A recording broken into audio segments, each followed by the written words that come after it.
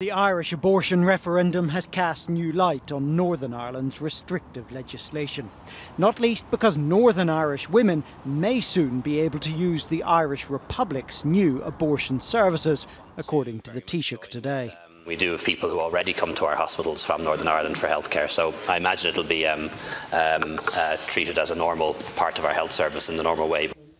Sarah Ewart travelled from Belfast to England for a termination when she was told her baby would not survive.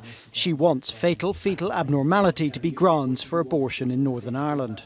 Being able to travel down to Dublin would be better than travelling to London, but we're still travelling and you're grieving for the loss of a baby. You don't need to be working out your travel or where you're going to stay or who's going to carry out your procedure. There's just a lot of extra stress and it's very, very devastating. In the rest of the UK, abortion is allowed up to the 24th week of pregnancy if two doctors agree there's a risk to the woman's health, later still if there's a risk to her life. Ireland's new proposals would offer relatively unrestricted access within the first 12 weeks or 24 weeks in cases where the woman's life is threatened.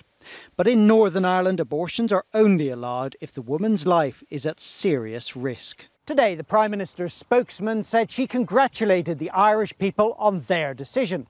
But he said that any decision to change abortion law here in Northern Ireland, or even hold a referendum on doing so, was a devolved matter. It's up to local politicians here at Stormont. There's just one problem with that. There is no devolved government here. So in Westminster, some MPs are looking at ways of overriding devolution. The DUP are warning them to back off. What you're seeing, particularly from Labour Party members of Parliament, is crass political opportunism to try and score points against the Conservative Party, and they're using one of the most sensitive issues to do it upon, and I think that's appalling that they would take that type of approach.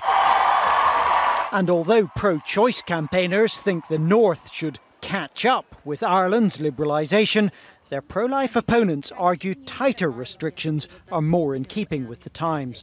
I think we very much think that we are ahead culturally because we have ultrasound scans now, we have a window to the womb, we have a greater awareness of the rights of disabled people, for example, and I just think that liberal abortion is a huge backward step. There are political and constitutional reasons why Westminster might not intervene here.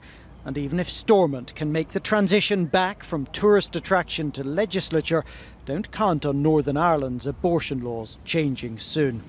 Carl Dinnan, News at 10, Belfast.